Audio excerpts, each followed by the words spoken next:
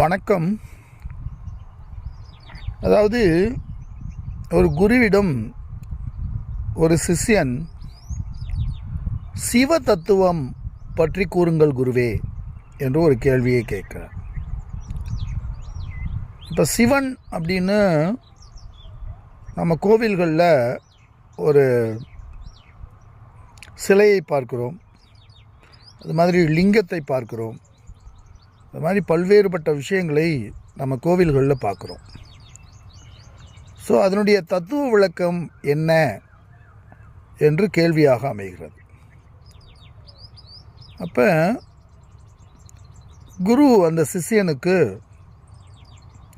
அதாவது தத்துவம் என்பது ஒரு உயர்ந்த நிலை புரிதல். அதாவது இந்த உலகத்தை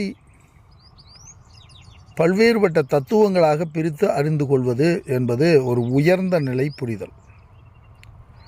அந்த தத்துவம் என்பது வேதங்களிலிருந்து பிறந்தது. வேதம்தான் நமக்கு இந்த உலகத்தை பற்றியும் வாழ்க்கையை பற்றியும் நமக்கு அடிப்படையான விளக்கத்தை தருகிறது. அப்போ அந்த வேதங்களிலிருந்து தத்துவங்கள் பிறக்கின்றன. அந்த தத்துவங்களிலிருந்து புராணங்கள் பிறக்கின்றன.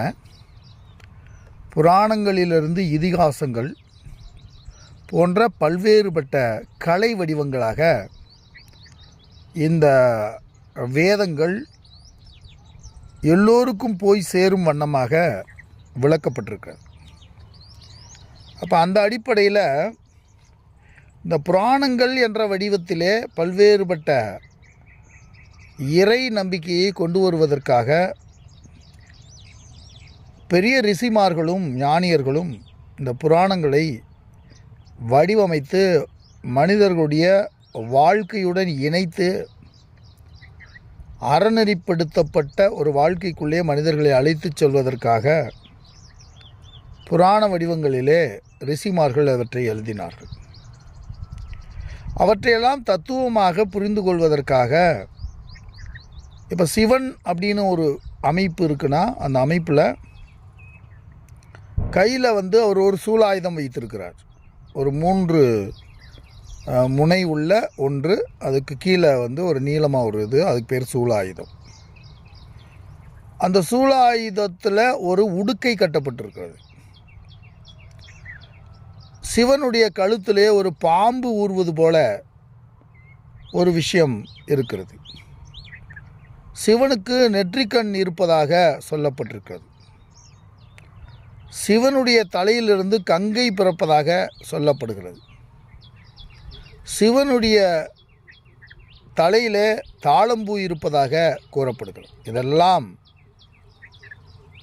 சில குறிப்புகளாலே நமக்கு விளக்குகின்ற தத்துவங்கள். இந்த சிவனுடைய கையில் இருக்கக்கூடிய இந்த சூலாயுதம் என்பது 3 குணங்களை குறிக்கிறது. சத்துவம், ரஜஸ், தமஸ் என்று சொல்லக்கூடிய 3 குணங்கள். இந்த 3 குணங்களுக்குள்ளே சப்தம் என்பது வெளிப்பட்டு போனதனால் ஆகாயம் என்ற ஒன்று தோன்றியது. அந்த ஆகாயத்திலிருந்து இந்த பாம்பு ரூபமான ஸ்பரிசம் தோன்றியது. காற்று எல்லா திசைகளிலும் இருக்கும், எல்லா திசைகளிலும் வளையும் தன்மை கொண்டதாக இருக்கிறது. அது ஸ்பரிசம் என்பதனை குறிப்பதற்காக பாம்பு சிவனுடைய கழுத்தில் இருப்பது போல, ஆபரணமாக இருப்பது போல காண்பிக்கப்பட்டிருக்கிறது. நெற்றிக்கண் என்பது ஒளி. அப்போ அந்த ஸ்பரிசத்திலிருந்து ஒளி பிறக்கிறது. அதுபோல் அதிலிருந்து நீர் பிறக்கிறது, நீருக்கு ஆதாரமாக இருக்கிறது. அதிலிருந்து வாசனைக்கு ஆதாரமாக மலர் சொல்லப்பட்டிருக்கிறது. இந்த மண் என்பது வாசனையிலிருந்து தோன்றியது, நீர் என்பது சுவையிலிருந்து தோன்றியது, நெருப்பு என்பது ஒளியிலிருந்து தோன்றியது, காற்று என்பது ஸ்பரிசத்திலிருந்து தோன்றியது, ஆகாயம் என்பது சப்தத்திலிருந்து தோன்றியது. இவை யாவற்றிலும் இந்த 3 குணங்களின் கலப்பு இருக்கிறது என்ற தத்துவத்தை சிவனின் மேல் ஏற்றி விளக்கப்பட்டிருக்கிறது. இந்த மாயையுடன் கூடிய இந்த சிவ தத்துவம் அதான் அர்த்தநாரீஸ்வரர் என்று சொல்லக்கூடியது. அதாவது சிவனும் சக்தியும் தன்னில் சரிபாதியாக பிரித்து கொண்டு இந்த உலகமாக வெளிப்பட்டிருக்கிறார்கள். சிவன் ஏறி வருவதாக சொல்லப்படுகின்ற அந்த காளையானது அறத்தின் வழியாக இறைவன் வெளிப்படுவான் என்ற தத்துவம் சொல்லப்பட்டிருக்கிறது. இதை இவ்வாறே விரித்து கொண்டே செல்லலாம். அப்போ விநாயக பெருமான் என்பது, மனிதனுடைய மனம் என்பது விநாயக பெருமான், மனிதருடைய அறிவு என்பது முருகப்பெருமான். இதுபோன்று பல்வேறுபட்ட விஷயங்களாக இந்த தத்துவ வடிவத்திலே இவைகள் ஆரம்பகால மனிதர்களுக்கு வைக்கப்பட்டிருக்கிறது. இவற்றை விளங்கி கொண்டு இதை மேல்நிலையிலே புரிந்து கொள்ள முடியாது என்பதனால் புராணங்கள் பல்வேறுபட்ட கதைகளாக இந்த சிவ தத்துவத்தை விளக்கி வருகிறது.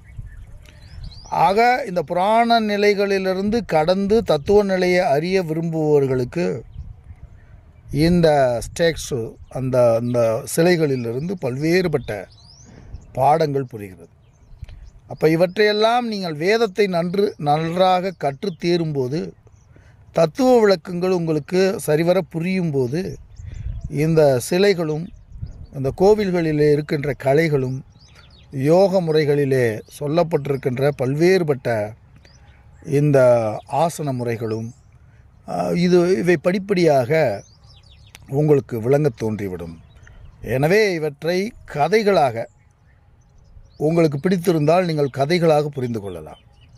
இல்லை தத்துவமாக விளங்கி கொள்ள வேண்டும் என்றால் இதுபோன்ற ஆழ்ந்த தத்துவங்கள் இந்த சிலை வடிவத்திற்குள்ளே பொதித்து வைக்கப்பட்டுள்ளது. எனவே இதனை ஆழ்ந்து அறிந்து தெளிய வேண்டும். அப்போ முறையாக தெரிந்து தெளிந்த ஆசிரியரிடம் கற்று அதற்கு பிறகு இந்த கண்ணோட்டத்திலே நீங்கள் இந்த சிலைகளை பார்த்தீர்கள் என்றால் இந்த பிரபஞ்சத்தின் தோற்றமும் வாழ்க்கை முறையும், நாம் எவ்வாறு வாழ்ந்து முக்தியை பெற வேண்டும், இறுதி நிலையை அடைய வேண்டும் என்ற விளக்கங்கள் யாவும் மறைபொருளாக குறியீடுகளாக இந்த சிவ தத்துவத்திலே அமைந்திருக்கிறது என்று அந்த சிஷ்யனுக்கு குரு விளக்கி கூறுகிறார். நன்றி.